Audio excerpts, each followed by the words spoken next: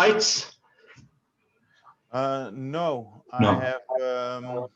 I have a soft box. Wait, What is that?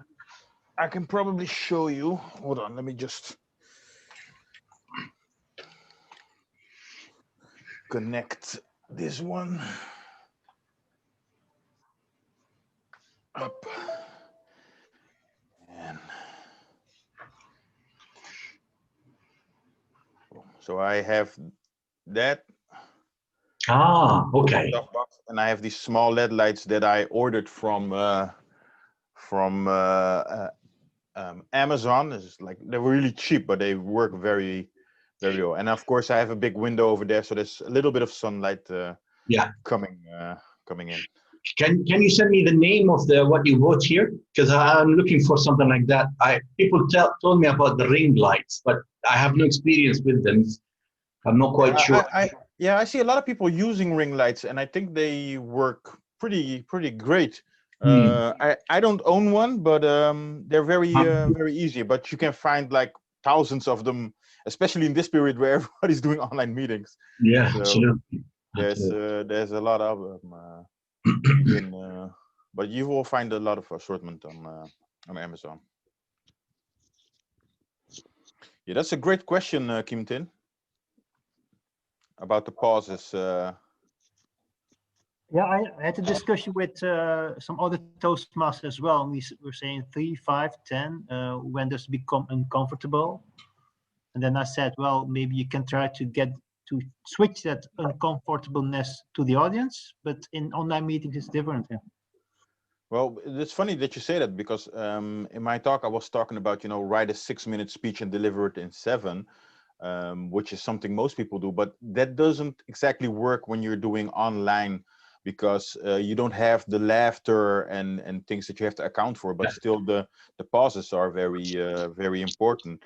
And I loved what Darren LaCroix, who was the 2001 winner, because when he did his speech, he started by falling on the floor, and he stayed there. The speech title was "Ouch." So he started and he said, "But that he wanted to be a comedian." He said, "But what if you fall?" And he literally fell on stage, and he stayed there for a pretty long time. And when he was practicing that speech, a lot of people gave him a feedback saying that, that's too long of a pause. You're making people feel uncomfortable, just like you said.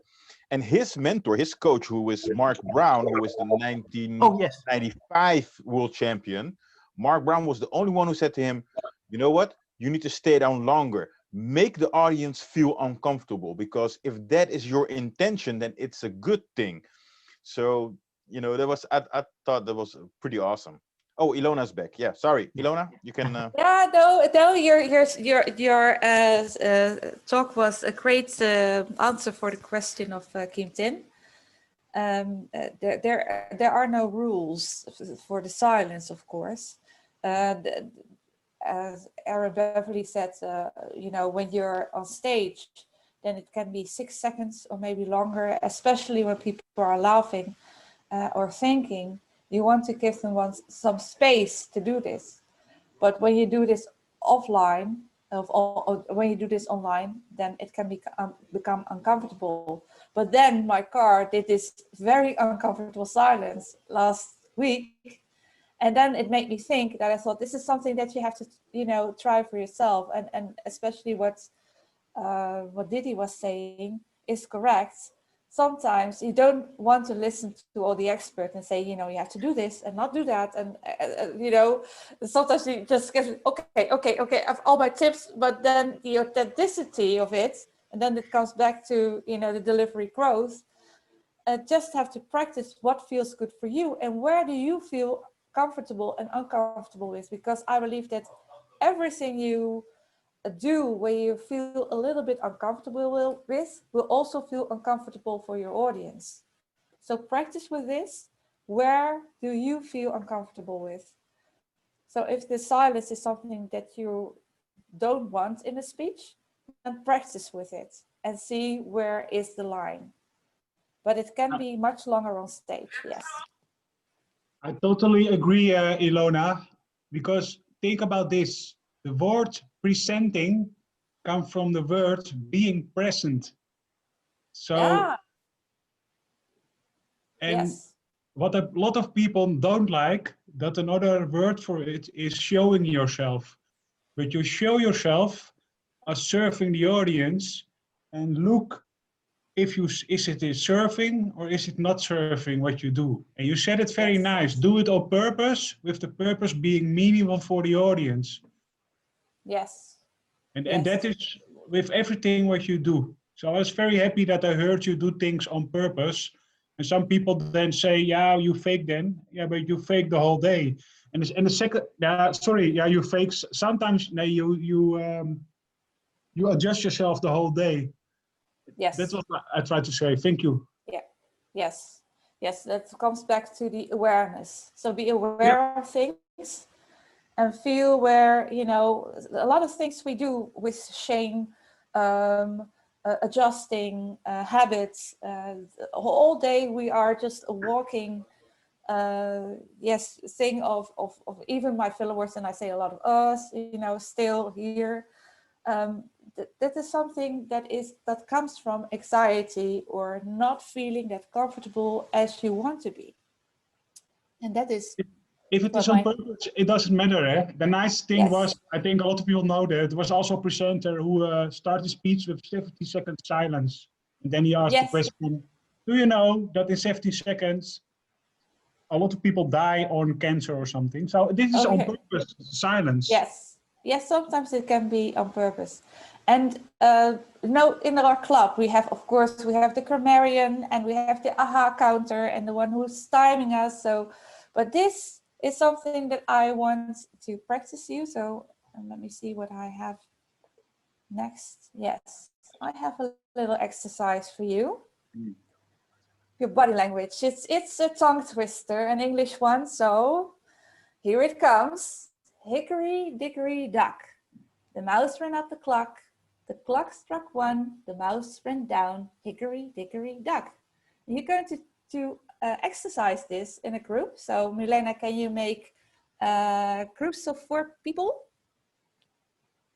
Yes, but not right away, you know, but before I can have them. 20 people. How many? 5, I think 5 groups is enough then. Yes. Okay.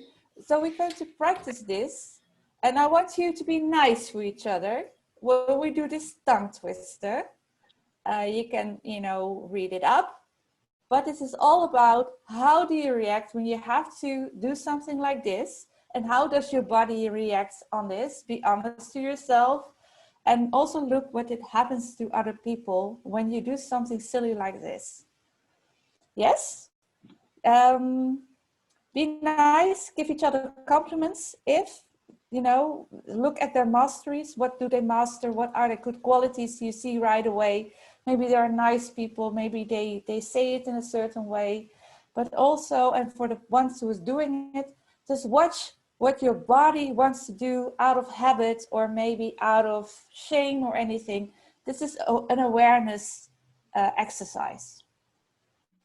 Yes. How many minutes we have for this exercise? I think that 6 minutes is enough. Yes. To give each other some feedback. Yeah.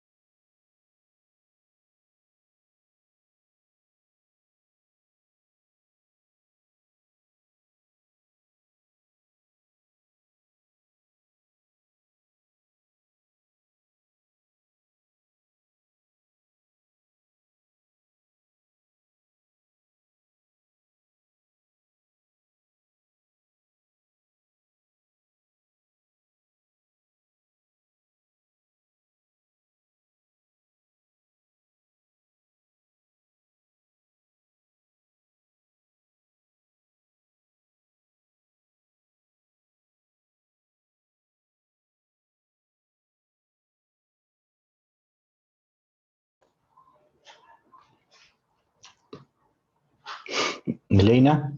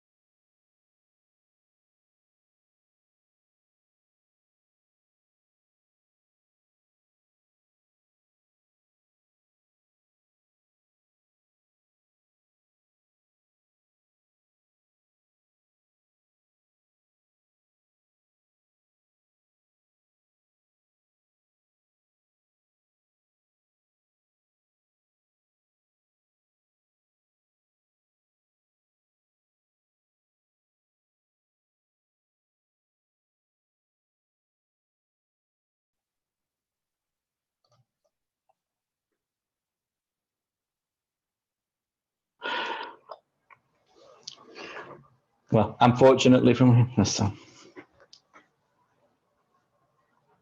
So yes, we're back in. How did anybody like this exercise? It's a little tongue twister. We're curious as to why you chose that particular rhyme. Well, yeah, why I chose them, it's a little tongue twister, so I liked about it.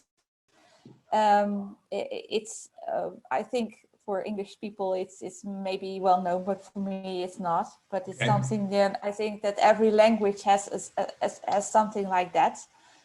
And I chose it because it has to do with thinking about your pronunciation. And when you think about that, then your body will automatically do things that you're not aware of.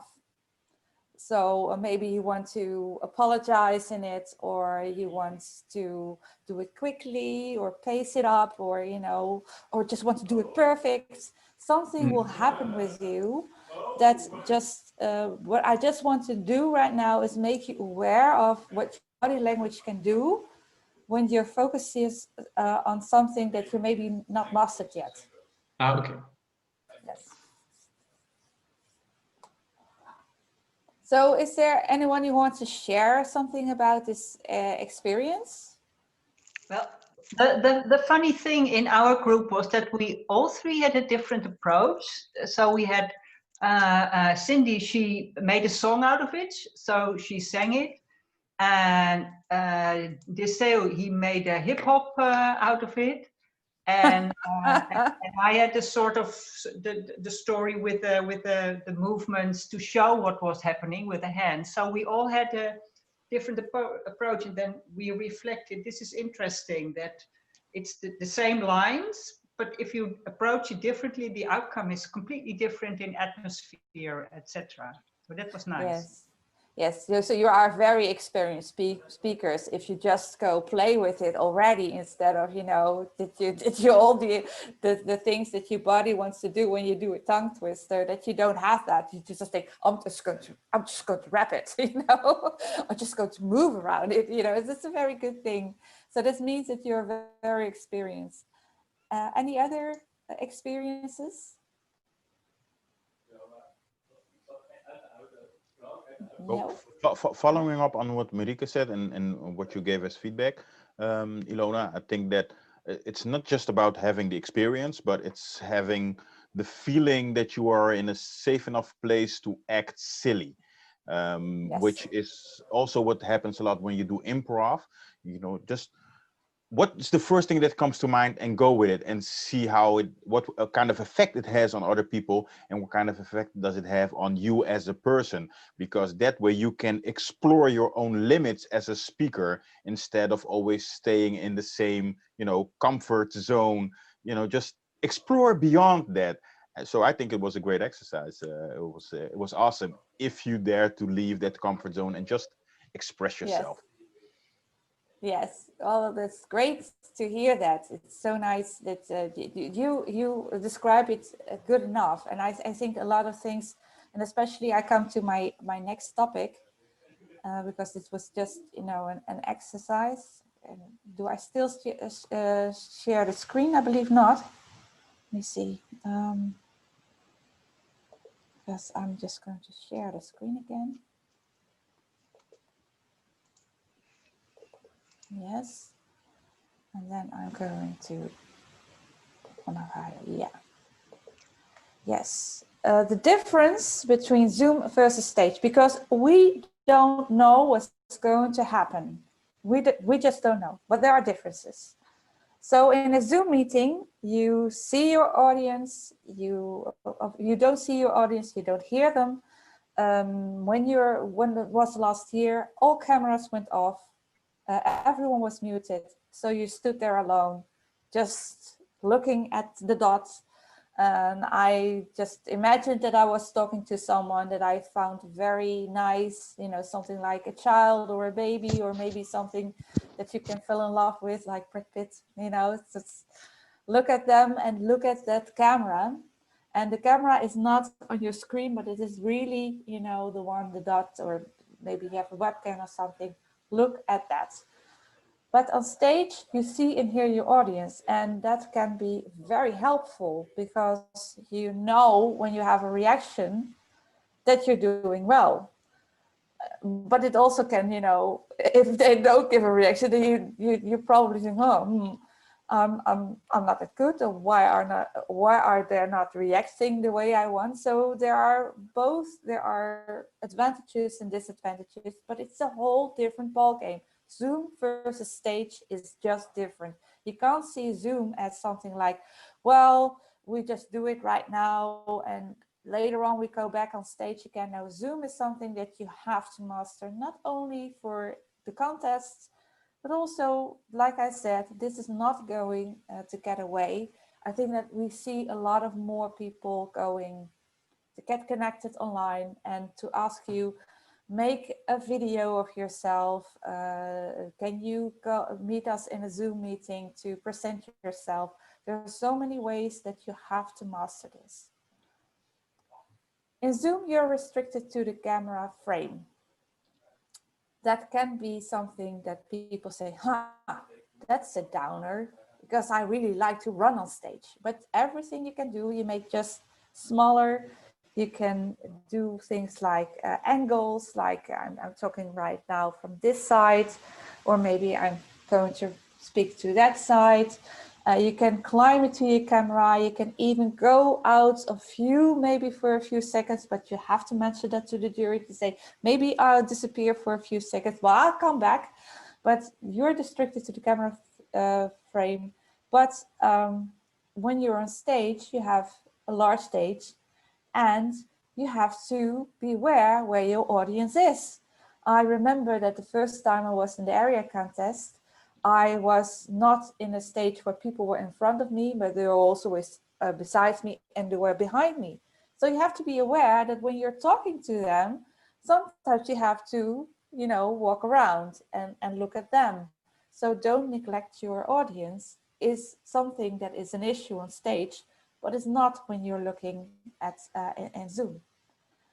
And your focal variety has to be different. So in a way, we always have tennis, and I always said that, and we want to have that stage voice that you can reach to the end of the room. You know, that you have to speak in a normal way, maybe exaggerate a little bit more, but it goes from normal to soft, and on stage it goes from normal to loud.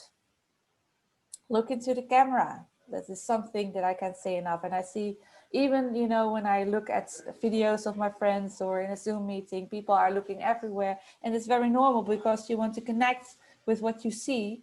But sometimes you have, especially when you're speaking or presenting, you have to look into camera and not notice anything else. So, and then in the normal is you make contact with your audience by, you know, by just looking at them. You're walking around, and you're zooming in on them. That's a whole different ball game. You have to worry about technology when you're speaking on Zoom. You have to think about your lighting. And even now I put on a lamp, and maybe I have to put it a little higher now. I find it. So this is something that the daylight is, you know, in the winter is gone. So this is also something that I have to think about. When you're in Zoom, you have to worry about your technology. Is your Wi-Fi good? Maybe you can do it with a hotspot on your with 4G. You have to worry about it. You have to think about it.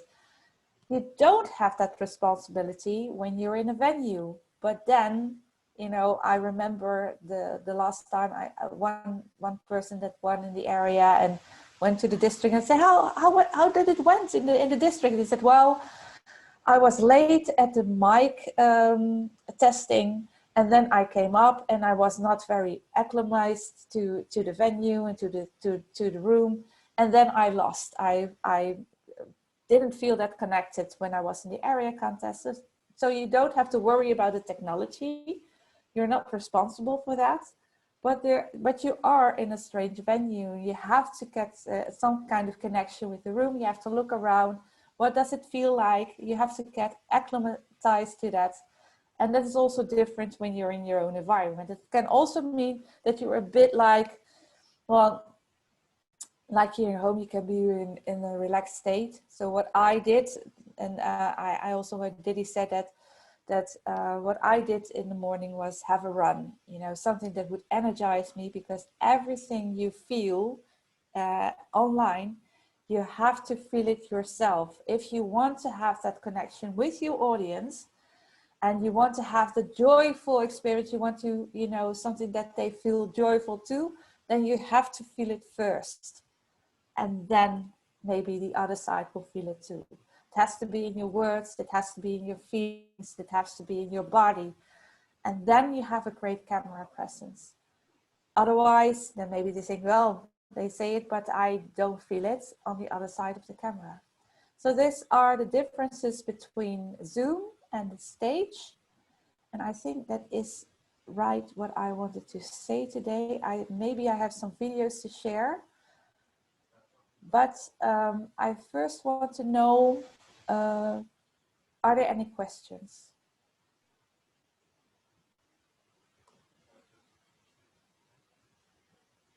No questions at all? Yeah. is it because you don't have that much information to ask questions? Sometimes I have that. Then I think, well, I don't have enough information to ask good questions. Or really, are you that good informed? What works for you to keep the energy high and to keep the attention high? So that because the attention span online is low, Yes. lower. Attention Yes. span of a goldfish, some people say. So every 7 seconds you have to do something different with your voice or your face.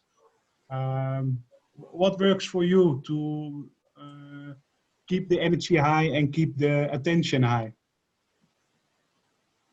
In a workshop or in a speech? In a Zoom meeting, a virtual meeting. In a virtual meeting, what I do, well, most of the time, I'm always, you know, I think that if you create a safe space for everyone, then people can relax more, because we tend to, you know, when you're behind the screen, then you tend to look at your best, and you want to nod every time at the screen to let the other side know, yes, I'm listening to you, you know, what you would do in a normal setting. But there is not that much relaxation because you are viewed all the time and you're looking at the screen. So there's a lot going on in chats and images and everything. So what I do is to give permission to people and to myself to be relaxed. I think that is one of the things you have to do, and to stretch more and make these movements that you will also do in a normal meeting. And it's for me, it's okay if someone just puts his camera off and say, you know, I'm just, you know, going to sit like this, or, you know, just to be, you don't, I think that that is the thing that is the draining part, is that you perform more than you would do in a normal meeting. So allow yourself not to perform that much, not to project that much, then it will be much easier to you. And sometimes to put your camera off, or do energizers. You know, do a fun game like Didi did. It was very nice to have something. What Milena did was get you out of the ordinary.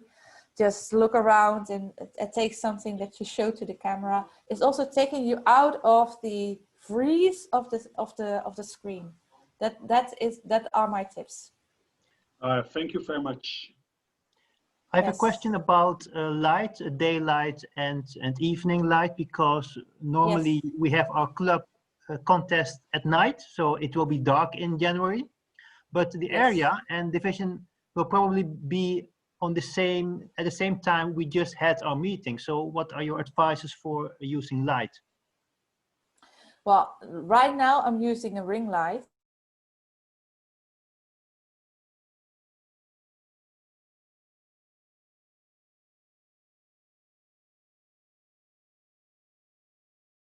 You get some tips, and she just had a normal light. She just bought at some, you know, do it self-marked, like the Gamma.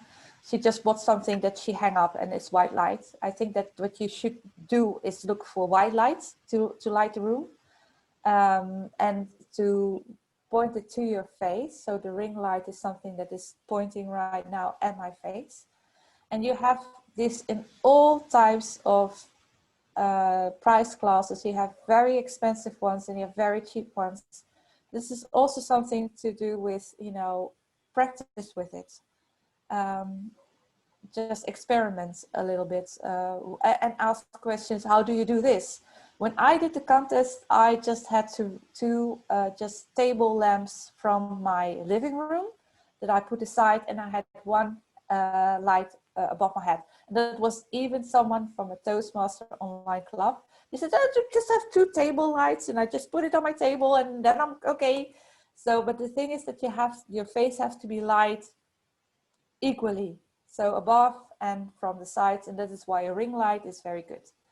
But that is something, yeah, you have to think about. Yeah. More questions?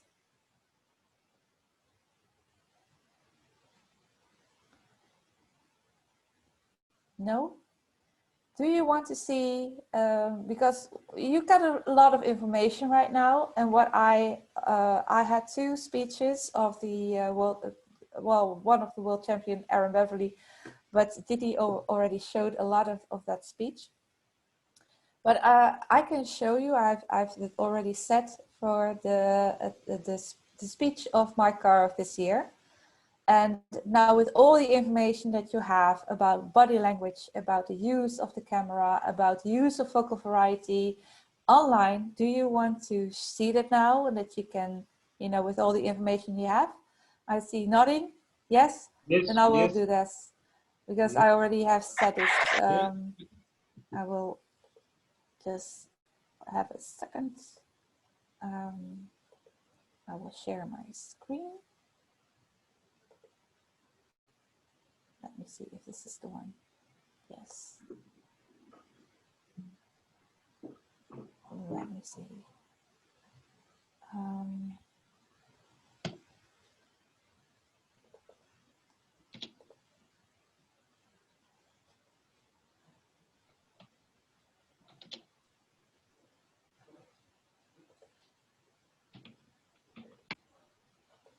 Okay. Yes.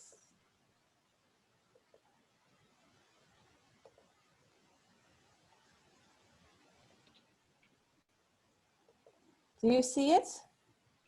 Yes. Yes, We we can just see mute the there's video. no sound. Do you also hear it? No. No. No, me neither. Mute the video because we see that it's muted. Oh, that's the thing. Yes. Okay. It's Montgomery. Do you hear it now? Mike Carr. Yes. I was spellbound as I watched the sheriff who had just been shot slide back open that heavy metal door, stagger forward a couple of steps, look deep into the camera and say, I before E except after C. Contest chair, fellow Toastmasters, I was in the 6th grade in Mrs. Montgomery's class watching an educational video where a sheriff was teaching us about writing while a bad guy named Bad English was shooting at him. It was on a film projector because we were technology challenged in my school. And as I watched that film, all of a sudden something started looking strange. The film slowed down. And when it picked back up, it made a sound like and it looked like it was blinking. Then the sheriff was talking to us from the side of the screen. The blinking started again with a loud noise. Ooh, everything went blank. I ran to the front and I turned off the projector. I opened it up. Something smelled like it was burning. Mrs. Montgomery, I said, can I try to fix this? After school, she said. An hour after the final bell rang, I had disassembled the entire projector all over the floor. I was beginning to put it back together when the librarian came strolling through. What are you doing? She almost screamed at me. Who told you you could do this? I did, said Mrs. Montgomery. The librarian, though, zeroed in on me. This is school property, and it better work when you get it all back together again. If it doesn't work, your parents are going to have to pay for that. My parents did not have a lot of money. If I went home and told them they had to replace a projector at school, I would have been better off in the hands of that bad guy, Bad English. And so with focused energy, I started putting the projector back together. After 2 hours, it was whole. And Mrs. Montgomery said, let's try it. I reached up and I flipped the on switch, and there, out in front of us, projected onto the screen in all of its glory, was nothing. Nothing. The projector was dead. Mrs. Montgomery put her arm around me, and she said, it's okay that you took the risk to try to fix it. The victory is not in the result. The victory is in the try. But I still had to tell my parents. When I got home, I snuck in and I thought, if I just hide in my closet, they'll forget I exist. But then I heard from the kitchen, Mike, come in. I walked in and I said, Mom, Dad, there's something I have to tell you. I love you and I am scared of sheriffs. I don't know. I ran to my room. I choked. I couldn't think of anything to say. I thought I'll tell them tomorrow. I crawled on my bed and I looked up at the ceiling and I thought, how do I get to Norway? Now, I know there are people from Norway in the audience, and can I just tell you, I don't know why Norway was my only safe haven on this planet at that point. Maybe I thought that Norway had made a deal with the UN, that they would not let crazy librarians come into their country, but at that night, I drifted off to a very restless sleep, dreaming of swimming to Norway. I was awakened with a jolt when my alarm went off the next morning. As I got ready for the day, I was sick to my stomach. When I got to school, I knew my time was up. I slunk to the library to find Mrs. Landon sitting there reading her newspaper. She was drinking out of this coffee mug. That's concerning. I approached her and I told her the final fate of her projector. She slowly started looking up at me. Her lips started curling. Then she leaned forward and said, "Fine." What just happened? I'm still alive. I could not believe it. My failure had not killed me. And yours will not kill you. What was it that Mrs. Montgomery said? The victory is not in the result. The victory is in the try. Ever since then, I have walked through life with a little librarian Landon sitting on this shoulder and a Mrs. Montgomery sitting on this shoulder. When I tried and gave my very first speech, which was a train wreck, Mrs. Landon told me, "You should never try that again."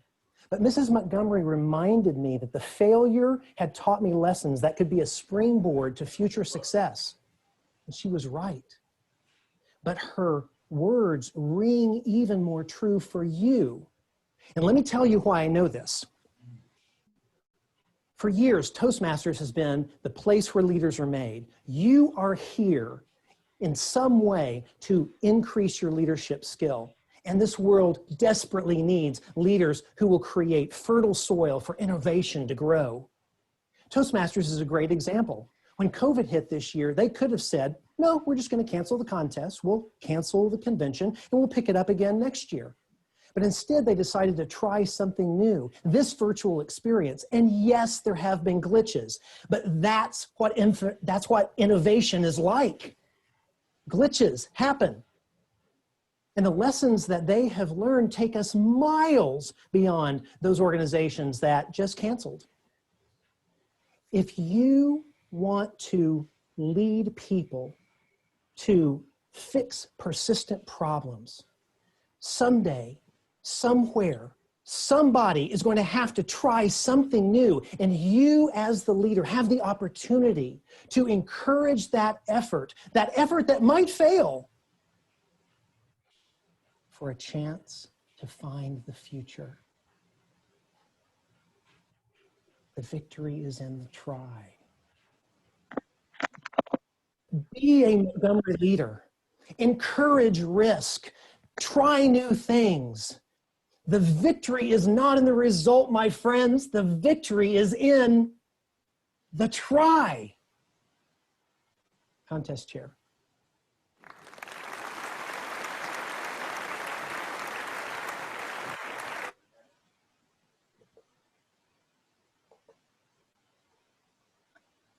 Jessica, again. Yes, I see Jessica. Hello, Jessica. Well, you're all the time here. It's just, you're just logging in. I was listening with the camera on. Okay, I just have to put something on. Oh, this is the other one I share. Let me see. So, yes, I think we still have 8 minutes. So with all the things that we learned today, it's very nice to look at this speech right now. Is there anyone who wants to say, is there, because I think that a lot of people, you know, already watched this. Is there something that you say, hey, out of the storytelling of what Diddy said or what Ilona said about the delivery, is there something that is new for you that you just noticed right now in the speech of my car? Oh. Well, I think that was quite obvious at the start. You mentioned that you can open the speech by grabbing attention, but it doesn't need to be very extravagant. And what I did by opening from the corner of the screen. Yes. It grabbed attention because it's something you don't expect, but it's not very grand or excessive.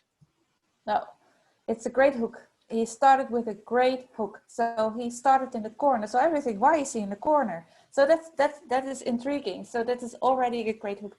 What I noticed every time, he had not a flat background. He was in a corner. So he could move in a much more circular way to make his movement. So that was also very annotated, because when you start moving like this, then you start to look like a caged tiger. But because he was in the corner, that was not his problem. Are there any other things that people noticed? Jessica, unmute yourself. I've just noticed again the second time watching it, like he is so dramatic. Like it's so blurry. He's jumping everywhere. I would never do that because I've been told, don't move, be still. But he just used his real emotion and it showed in his body, and obviously it won. So like, yes, he proved wrong. He proved us all wrong, not to over dramatize. Yes, but I think that. Yeah. Yes. Yes, Angelo, please. I think that's what makes Toastmasters unique and special. Some of us have given talks in our businesses over the years, and we have to behave a certain way, or it's a technical delivery at a business conference or something. But at Toastmasters, we have the whole range of topics and emotions open to us. And I think this speech really shows how you can use that and express yourself and do so successfully.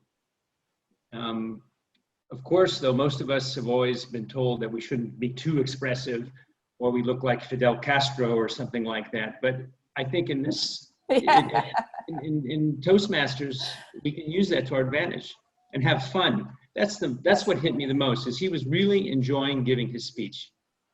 Yes, yes.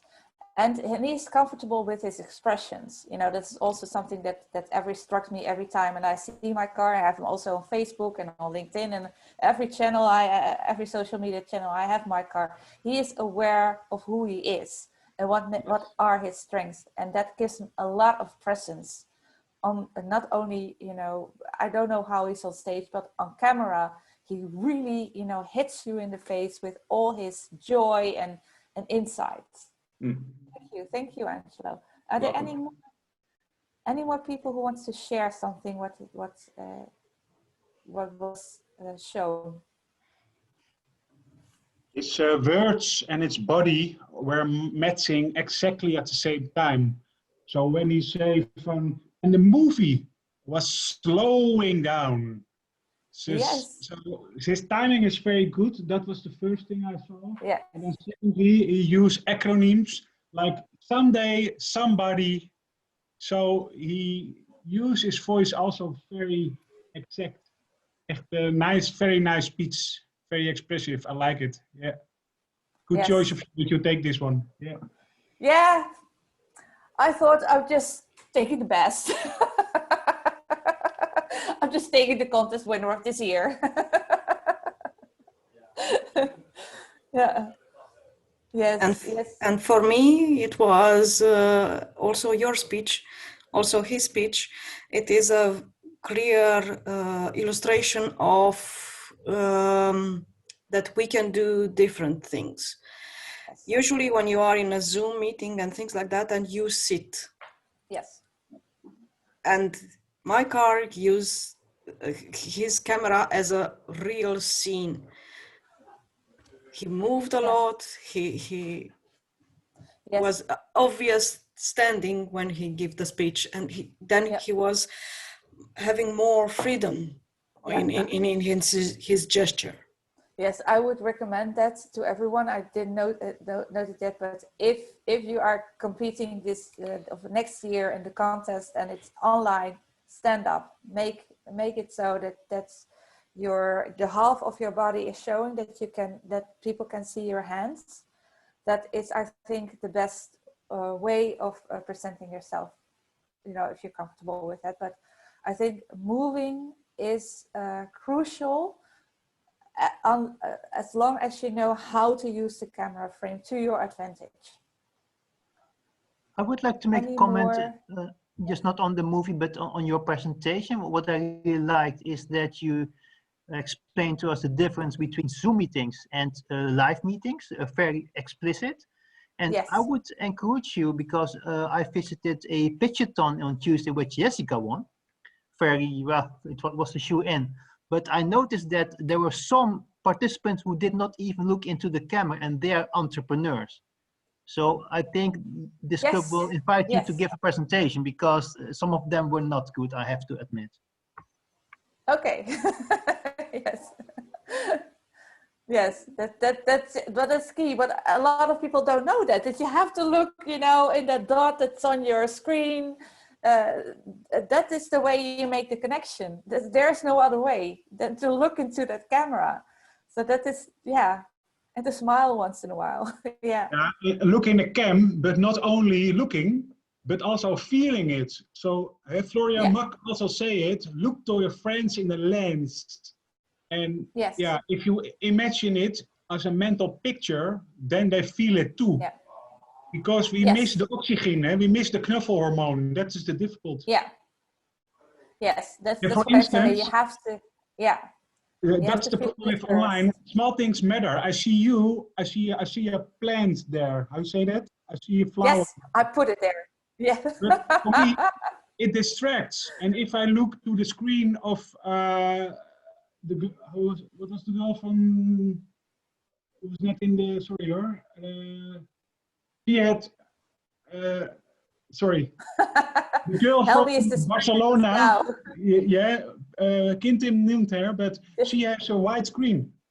And I have it not now, but I have a green screen. So for me, it is one, and that you saw it also with Car. He had now background things. And for me, that's the best. Yes, yes, at the contest, I would also recommend that you don't have anything that distracts. Okay, yeah, that's not a contest, so it's allowed. Yes, well, I did it on my telephone. It's also, that was the thing. I did it on my telephone last, the contest. And now I'm sitting, you know, at my computer because I need this. So I'm in my kitchen and I have it. You know, I can also show you my living room, but it's also very distracting because dogs and people are walking by. And Jessica is in my mastermind group. She was always commanded on, "You're distracting. That you have to." Yes, I know. And Jessica is also a winner. She won the division in Barcelona. Did you the area, the division? I don't know. Well, she won. She is the winner. Division. For me, yes. Speech of Michael Carr for me was really an eye opener, and Kempton was in one of our local club meetings where I used these classes to as a pro. But Kempton, what you don't know is actually I used the same thing just before our Toastmaster meeting in a business context, and I actually started my Microsoft team, and I was presenting about work, and I started like this. And I must tell you, in the meeting, there were a lot of people who are seniors than me. They were looking at me, and they thought that I didn't have the camera on, but I actually had the camera on, and I told them so. But I didn't tell them, and I didn't interact with them with this until later in the meeting, because I did like this, and I thought, you know, I asked them a question, but then I told them that I'm just surprised that, you know, my content and my presentation was so captivating that you did not notice the glasses on, the Star Wars things on. It just created a huge difference in people's perception, a huge difference in how they looked in my content and how I interact with them. They suddenly felt like we are all home and sitting in a coffee and drinking coffee but discussing business. And it was so comfortable. Yes. Take that extra. Michael Carr showed me that I could do this. That's really wonderful thing. Yes. Yes. Can I ask a question? Because you explained the difference, of course, between the Zoom and the stage. And for a contest, I understand. But what's happening now, of course, a lot is that we have these hybrid meetings. So that makes it a sort of, so then you sort of have to combine the two things together. So that's an extra complication probably. Yes, but also a great innovation. I visited the Eindhoven Club, the English Eindhoven Club, the Lighttown speakers in Eindhoven, and they have hybrid meetings. And what I liked about it is that you can also stay at home. The connection at home was a little bit better than in the room itself. So that is something that you have to be aware of, and maybe the technology has to improve. And I was the general evaluator at the time. So I said, well, yeah, the people who are speaking in the room have to look at the camera sometimes, because that is audience too. So that there's a whole different ball game again, and a whole different challenges that you have. Well, how do you do that when you're at home and you have to give something like an evaluation or a speech? And how are you going to do that when you're in the room? And you also want to connect with the people who are online. So that's something that you really have to think about. Yes, but I think it's great. I think that's the future. You know, that you also can visit that eccentric meeting in India. That you can go there because they are hybrid. That you don't have to travel all the way and think about mouth masks and everything, but that you just can go there and they're doing stuff, in the room and doing stuff online. I think that's the future. Yes. Thank you everybody for attending today. Sorry that I cut you short, Ilona, but it is a long day. It was a long day and we learned a lot. Thank you, Didi. Thank you, Helmi. Thank you, Ilona, being part of this workshop. It was astonishing. For me, I learned a lot in many, many, many things. It's not Toastmaster without feedback. So you will have in the chat the form for feedback. The session have been registered.